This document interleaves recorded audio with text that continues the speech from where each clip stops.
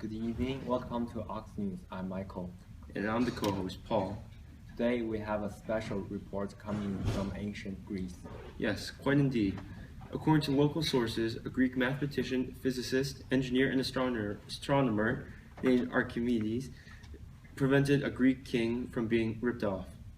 That's right. According to locals, a king asked Archimedes, a smithman who was supposed to make the king's crown, cheated him of not using all of the gold. Yep, in addition, I heard the king was supposed to use Archimedes' conclusion to decide what to do with the goldsmith. Just in, we have Archimedes right now for the interview with Rebecca. Rebecca, you are on. Thanks, guys. I'm Rebecca. I'm with Ox News, and I'm here with the great Greek mathematician, engineer, physicist, and astronomer, Archimedes. So tell me, Archimedes, I've heard quite the story about you.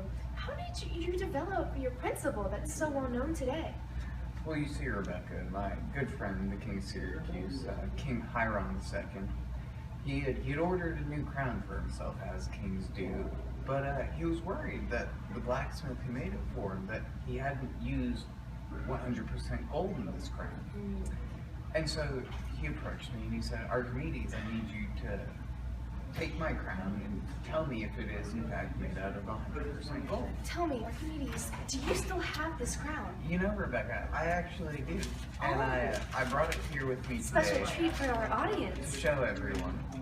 Oh, it's such a pretty crown. I know, right? It took so much craftsmanship to build such a magnificent crown.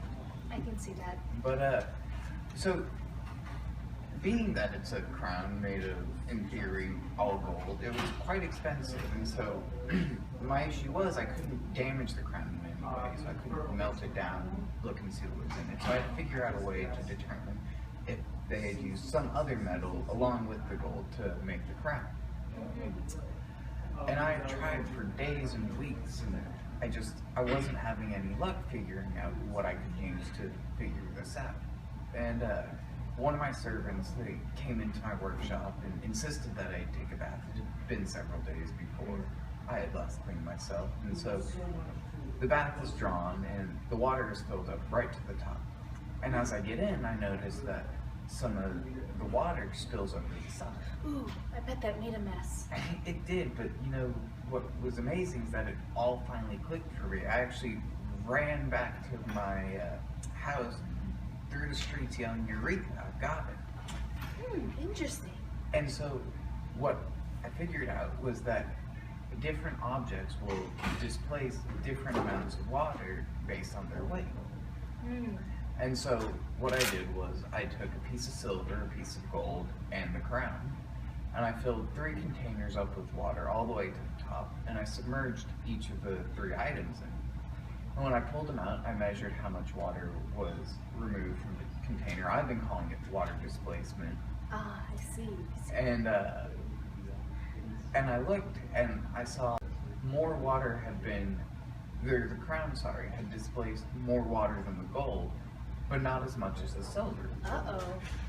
And so, knowing what we know about buoyancy and water displacement, I was able to deduce that due to the density of the crown and how much water it displaced, that it was not, in fact, made of 100% gold. Oh my, how did the king take this?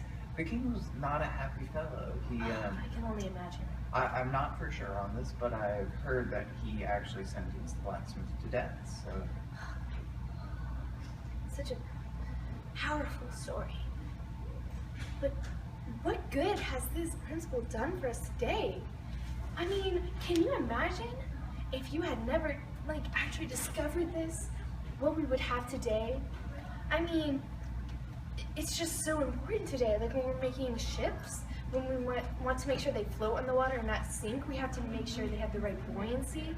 Or even submarines that were famous in the World War II for the Germans. I mean... Sorry, Rebecca, what is the submarine in Germany you speak of? Oh, I'm sorry. Don't worry. You'll be long murdered before then.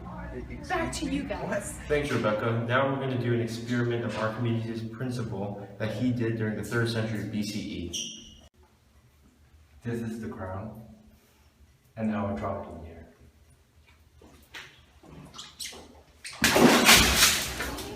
We dropped the crown into the water, and the water that splashed out and landed on the floor has the same mass as the crown itself.